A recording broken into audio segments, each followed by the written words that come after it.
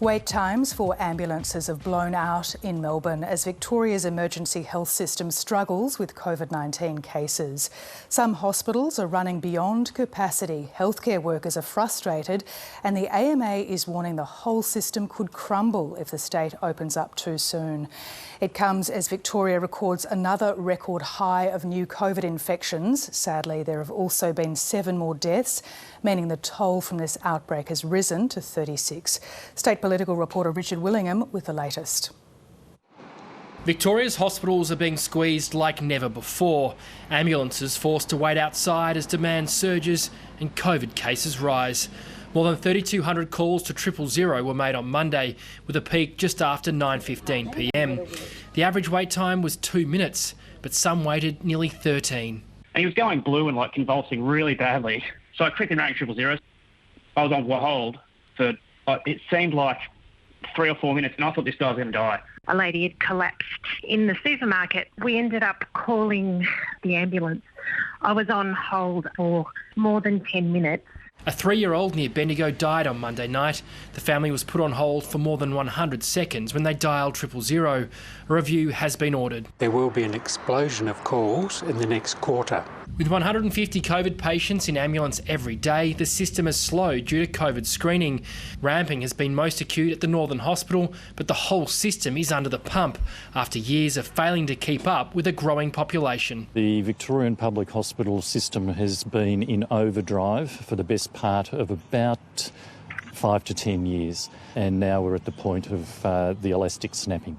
It's set to get worse. Surgeries will be cancelled to free up beds. It's why the AMA is resisting opening up too soon. There are going to be unnecessary deaths as a consequence of inability to treat people adequately. I refute the suggestion that we were not ready for this. There's also frustration among healthcare workers, with too many working significant overtime and on days off to keep the system running. Some are walking away. They're exposed to a level of risk that they wouldn't be exposed to otherwise, and they're just tired and burnt out. It's breaking our people. They're absolutely exhausted, they're fatigued. To help ease the strain, drivers are being called in from St John's and the SES. It's absolutely fundamental that only those who are seriously unwell go to hospital and all others receive care as they can in the community. And the system could face another challenge with a potential thunderstorm asthma event forecast in the coming week. Richard Willingham, ABC News, Melbourne.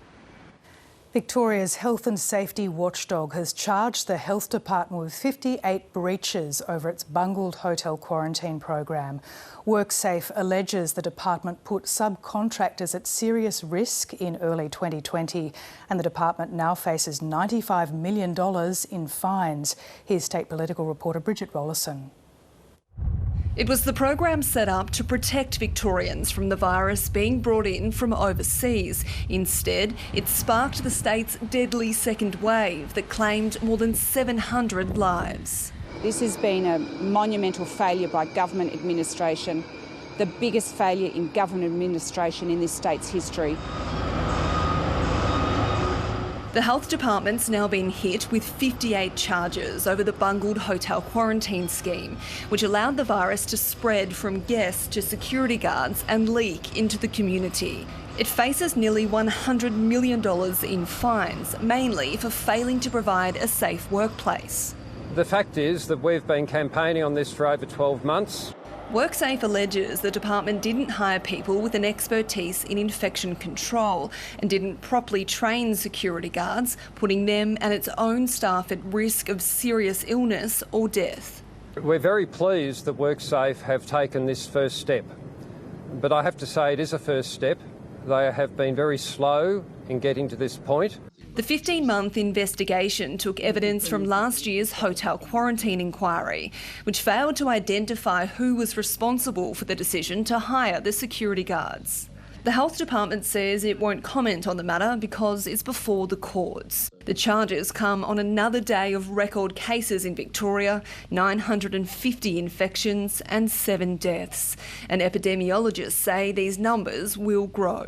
Now I think we're just on a fairly steep trajectory. And it's going to be a while before it peaks. The way we're looking, though, it's hard to believe we won't be in the 1500s, close to 2000 if this continues. Our case numbers will continue to climb. but it is absolutely within our power to slow the spread. But what's not slowing down is the spread of the virus linked to protests. The CFMEU headquarters is a Tier 1 exposure site after 4 positive cases were identified there after this rally last week. The gap between Pfizer doses could be cut from 6 weeks back to 3 as early as Friday to speed up the rollout. The Victorian government says it's waiting on formal confirmation from Canberra that it'll have enough supply at the end of October. Bridget Rollison, ABC News, Melbourne. Returning now to Richard Willingham, who joins us now live from Parliament. Rich, how damaging are these WorkSafe charges for the Andrews government? Well, this fiasco has already claimed 2 scalps last year during the Coate inquiry, with Health Minister Jenny Mikakos and the Department Secretary Kim Peake both resigning. And these charges, I guess, add weight to the argument that's being made that the government completely botched hotel quarantine last year. And the government, for its part, isn't commenting on these latest charges. Some people have also noted that it's quite interesting that this is a government agency charging a government department, and ultimately, if fines are forced to be paid, it will be taxpayers footing the bill, as there's no individual actually charged with any offence here. Now, this will proceed to the Magistrates Court next month, and if it proceeds, likely to a higher court, it will happen probably later in next year, and that will probably be a little bit of a problem for the government, because the events of 2020 will be replayed through the courts and we'll have evidence from both sides, and that will be quite a distraction as they lead up to the November election next year, at a time when the government will be hoping to focus on recovery and the election and looking forward rather than those events of 2020. Susie? Richard Willingham, thank you. 22 COVID cases have now been detected in the Latrobe Valley and 19 households are isolating.